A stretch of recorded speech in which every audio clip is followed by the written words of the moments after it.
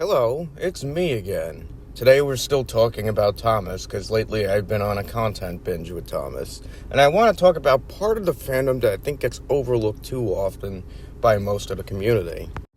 And that is the parody content. Besides being a wholesome community and a toxic cesspool filled with a selective few turds, there's one aspect that gets overlooked, and that's parody adaptations. And these are adaptations done purely for the full comedic effect. The plots are ridiculous, if not non-existent. Everything is just made for all-around fun. And Thomas' parody content has been on YouTube for quite a very long time. 17 years, in fact, if you count up the amount of different adaptations that I've seen. We have YouTube Poops, which is a classic staple of internet parody content. We have Tommy track model parodies. I'll get to those in a minute. The program Trains, utilized to make comedy, Source Filmmaker, Wooden Railway, and so much more. People have utilized all these various things to represent Thomas and his friends on the island of Sodor and make it into an entertaining parody.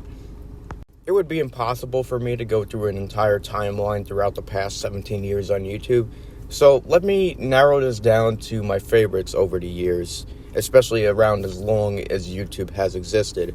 I'm going to go through my favorites, all unique in their own way, so let's go.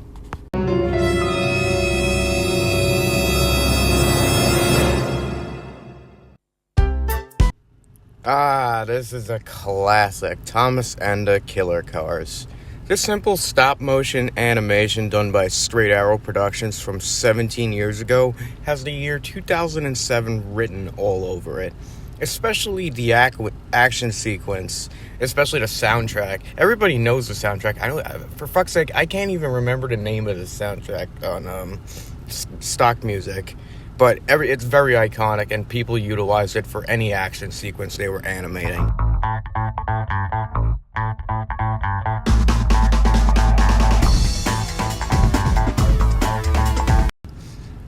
The photoshops of Thomas's face with this evil grin and the shocked face are great. He fights a bunch of Hot Wheels cars that are acting like basic thugs trying to steal his medicine and supplies, which in this case are just some wooden train cars with some Lego bricks on it. And the freaking voice recording, which I'm pretty sure was recorded to an Olive Garden breadstick, is not really the greatest. It comes in blaringly loud and it'll catch you off guard right away. Hello, my name is Thomas. Regardless of the potato microphone, this is a good representation of what parody content was like for Thomas 17 years ago. It's not as funny as I remembered it being, but it's still worth taking a look at, especially if you feel old like me.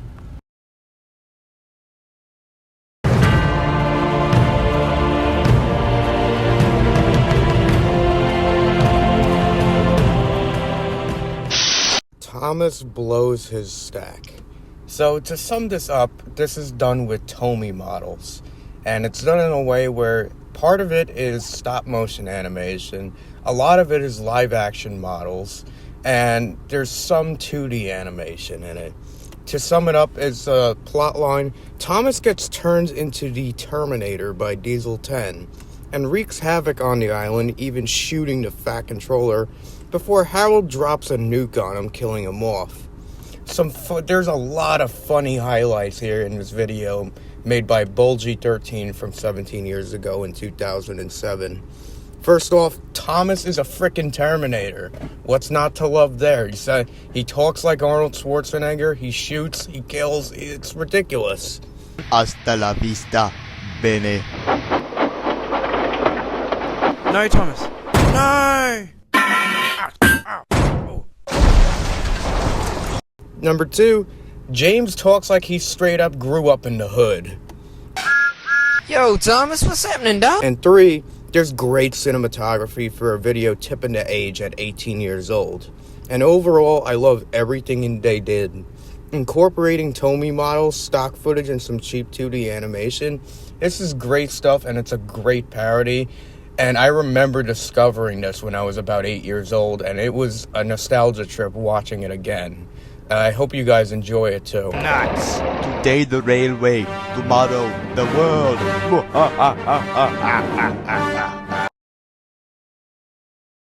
It's no surprise that the Thomas main theme beat hits hard.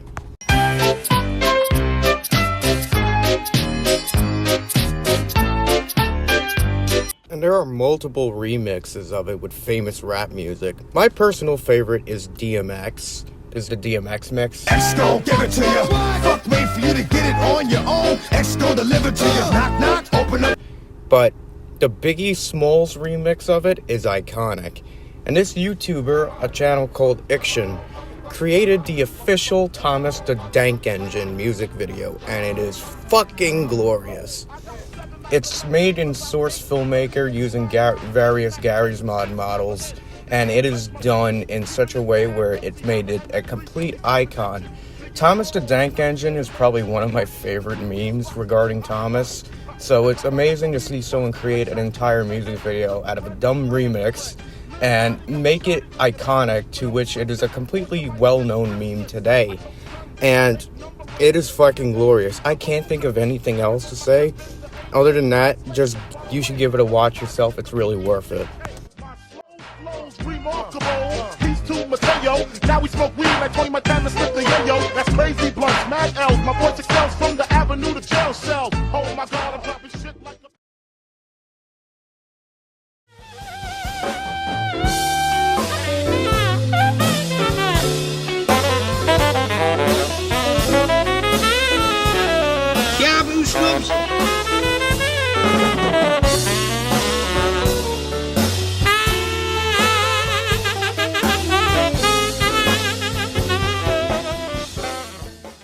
Hour of Poops, Thomas YTP, known as Tovis. This isn't a singular person making this, but ensemble cast of creators coming together to form the funniest Thomas YTP I think I've ever witnessed. All of it containing every what the fuck moment possible, and the editing is top notch. It's cheesy, it's toilet humor, it's numerous crazy pop culture references, overall stupid Monty Python style 2D animation with Thomas turning into a monster movie at the end. There's so many random moments and great references in this that I can't really name every single one of them. It's just one of those things that you gotta give it a watch for yourself, because it is probably the best edited and completely cheesed up YTP for Thomas that I've ever seen in my life. So go ahead and give it a watch. Especially the third act where they turn James into James Bond. And it's a whole James Bond parody, and it's only for a brief 30 seconds in this entire 6-minute video, but it is totally worth it, and it is hysterical.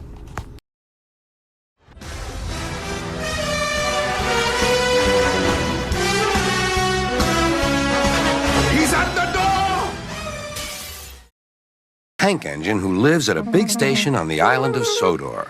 He could eat a whole bowl of alphabet soup and then vomit up the vowels and consonants separately. He could speak 7 languages, but unfortunately he was disliked in all those countries. George Carlin dubs Thomas. And finally we have probably the most simple out of all these creations, and that is George Carlin dubbing Thomas the Tank Engine. If you're an American, you know damn well about George Carlin's narrations for the original model series seasons 1 through 4. And you probably know how much of a raunchy and genius of a comedian he was. And it's because of his comedic stand-up and also his Thomas narrations, you knew it was only a matter of time before someone decided to mix the two together. And what you get is some of the most belly-laughing, fun-filled Thomas narrations that I've ever seen in my life. And it's so simple. All it is replacing audio with different audio. And that's it. But the guy who created this was smart to pick and choose which lines to use from his comedy albums and also his audio books. And what he picked works so well together and flows with it that you really couldn't tell the difference. Up. Hello, Thomas, he said. What are you doing here? I'm looking for an antique lamp sticking out of a clown's ass, Said Thomas. You have a leather bootlace there, said the conductor to a smartly dressed man. Please give it to me. Oh, it is, huh? Well, fuck you. That you want to be a useful engine. People are laughing at my railway, and I do not like that at all, Take your fucking railroad and stick it up your ass. said James. I think the reason why this kind of parody content gets overlooked in the Thomas community, because it's really an outsider's thing, not a community thing. In fact, I've seen the community downright bash this content angrily, and I'm like, for what? That it's just funny, slapstick, dirty, and obnoxious? I'm sorry, but that's the definition of YouTube poop and YouTube parodies in general. And comedy in and of itself is usually subjective. It's like, come on. I've seen people telling me that they sometimes absolutely despise Big Thomas creators when they make darker and far more R-rated adaptations, but that comes with the crowds. Some fans love the dark stuff, the harsh reality, and the unique lore that gets developed over it. And some love the chipper, cheery, everyone is on ecstasy stories that is all about being responsible, reliable, and really useful. Me, personally, I like balancing it out. It's a fun escape, but sometimes it gets real. The show even acknowledges that when it comes to scrapping locomotives. And there's absolutely nothing wrong with what you prefer to or someone else does. I just don't think it's worth getting excruciatingly pissed off at.